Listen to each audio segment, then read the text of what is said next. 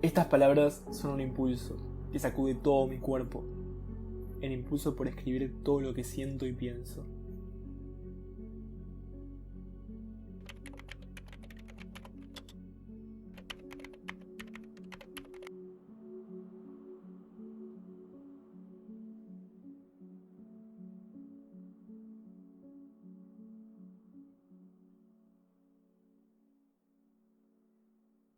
En esos pocos meses en los que estuve en Friday for Future, mi mundo entero cambió.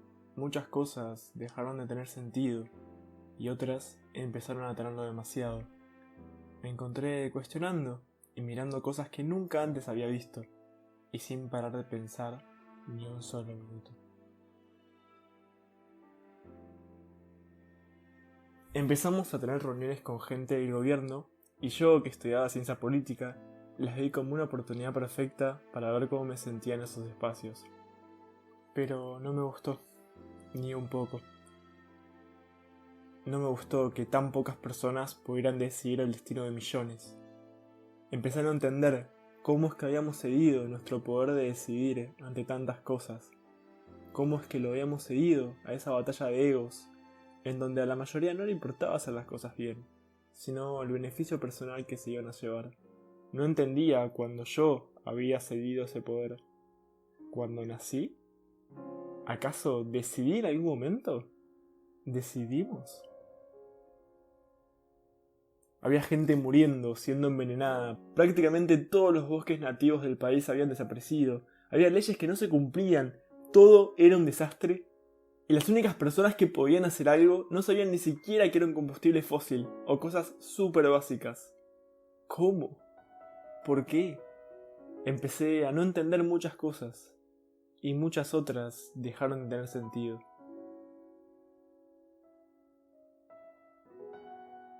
Y de repente, en clase me decían que el Estado era aquella comunidad humana que dentro de un determinado territorio reclamaba para sí el monopolio de la violencia física legítima. ¿Violencia? ¿Todo estaba basado en la violencia? ¿El poder del Estado mismo está en que es el único que tiene legitimidad para ejercer violencia? ¿Qué significaba eso? Yo ya no entendía nada y me frustraba todo. No entendía la formalidad sin sentido, que se priorice la plata antes que la vida, la idolatría que había hacia ciertos líderes, los personalismos, las mentiras. No entendía cómo. ¿Cómo es que todo se basaba en la competencia? Estamos hablando de vidas, vidas vulneradas, asesinadas, muertas, sin absolutamente nada, de destrucción, y no solamente hablando de los problemas ambientales, hablando de todo. ¿Cómo es que había tiempo para competencias? ¿Por qué competencias? ¿No podían hacer equipo y enfrentar las cosas en conjunto? Me parecía que todo estaba mal, que todo era ridículo, no entendía absolutamente nada. Y un día me encontré viendo que los gobiernos, los medios de comunicación y hasta las universidades eran financiadas por aquellas industrias que atentaban con toda la vida del planeta. ¿Qué significaba eso? No entendía nada. Y empecé a preguntarme si yo quería formar parte de todo ese sistema político. Obvio que entraría ahí para cambiar las cosas de adentro. Pero ¿realmente me imaginaba ahí? Claramente uno de los grandes problemas era el sistema político. Pero ¿cambiarlos de adentro era posible? ¿Tenía sentido? No sabía qué hacer con todo eso. De la nada, lo único que se mantuvo sólido por 2 años se estaba cayendo. De repente empecé a cuestionar la carrera que estaba siguiendo. ¿Quería participar de esos espacios? ¿Quería meterme en todo eso? Pero no solo eso empezó a sacudir mi mundo. Un día empecé a aprender cosas que me hicieron darme cuenta de que estábamos haciendo todo mal y que las cosas eran mucho más complejas de lo que creíamos. Entré a Fridays prácticamente no sabiendo nada de los problemas ambientales. Fui aprendiendo a medida que iba caminando, a medida que iba corriendo, con esta enorme desesperación, que sin querer se llevó puesto a cientos de discursos que existían hace siglos. Desde marzo veníamos gritando por un futuro, porque eso era lo que más nos movilizaba, el miedo a no tener un futuro, que nada en este planeta lo tenga, La mayoría estábamos ahí por el informe del panel, que nos avisaba del punto sin retorno, e ignorábamos un montón de cosas. Ignorábamos que mientras nos preocupábamos por el futuro, la crisis ambiental ya le había arrebatado el futuro a millones y el presente a miles. Ignorábamos que el ambientalismo estaba lejos de ser una cuestión solo del futuro, y que venía a poner en jaque absolutamente todo, porque la crisis ambiental no había surgido de la nada, sino que se venía gestando hace siglos. No es que de repente la crisis climática y ecológica apareció, sino que tenía su historia, y no era para nada algo aislada. Tenía que ver de forma directa con los cimientos del sistema en el que vivimos, político, social y económico, porque habían sido creados con la creencia de que una parte de la humanidad era el centro de todo, viendo a lo demás como simples recursos que explotar. En esa forma de habitar esta tierra y en el cómo nos relacionamos con nuestra propia especie, es donde empezó todo, y es como se sigue reproduciendo hasta el día de hoy. Esa forma de ver al mundo se expandió por todos lados por la fuerza. Contrario a lo que nos enseñan, a lo que nos dicen, en América había personas viviendo, millones, con culturas, ciencias, filosofías y creencias diferentes a las nuestras, diferentes, no primitivas. Y todas esas fueron casi masacradas, en el intento de imponer una sola forma de pensar y sentir al mundo.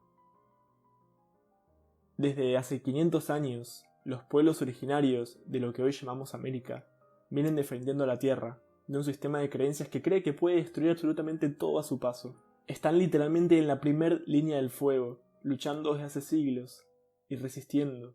Y de la nada venía un grupo de jóvenes privilegiados a acaparar todo y a gritar por un futuro que ellos nunca tuvieron, un futuro que se les negó. Y no solo eso, sino que entendí que el futuro ya estaba acá, en las inundaciones, los incendios, las sequías y los refugiados ambientales. ¿Sabías que en solo la primera parte del 2019, 7 millones de personas se vieron obligadas a abandonar su hogar por la crisis climática?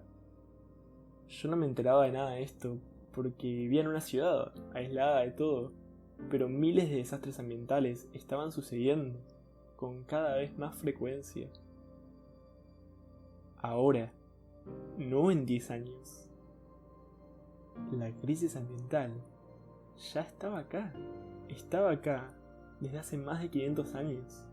Y no solo en las acciones, sino en los pensamientos, en la forma de percibir y relacionarnos que tenemos.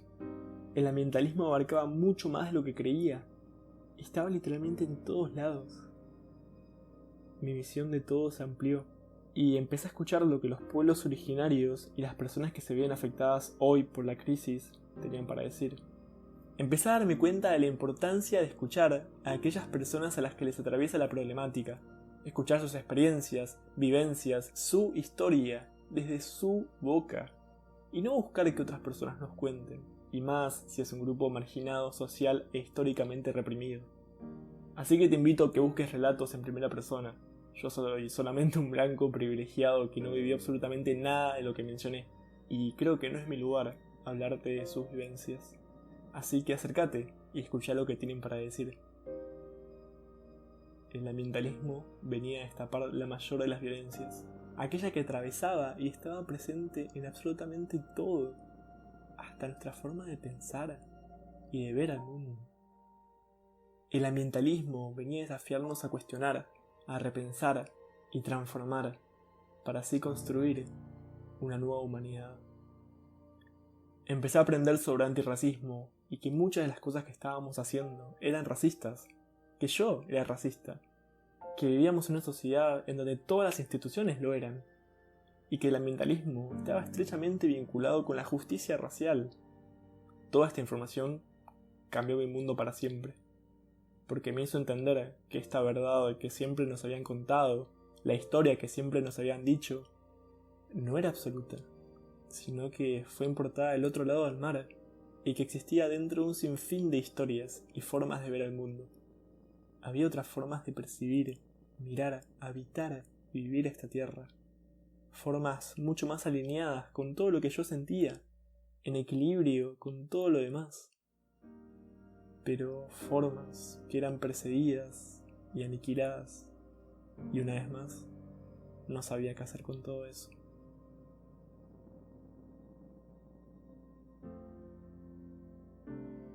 Y no solo eso, sino que yo ya no era Ezequiel. Me había convertido en un activista. Toda mi vida se había hecho un costado y solo existía eso. Las únicas personas que veía estaban relacionadas con el ambientalismo. La facultad había quedado en segundo plano y estaba desmoronándose. El ruido me había aturdido como nunca antes. Y llegó un momento en el que si me preguntabas qué me gustaba, no tenía idea. No sabía quién era, qué quería hacer, qué me gustaba. No sabía absolutamente nada. Había entrado como en un torbellino en donde mi cabeza no podía más y en donde no entendía absolutamente nada de nada.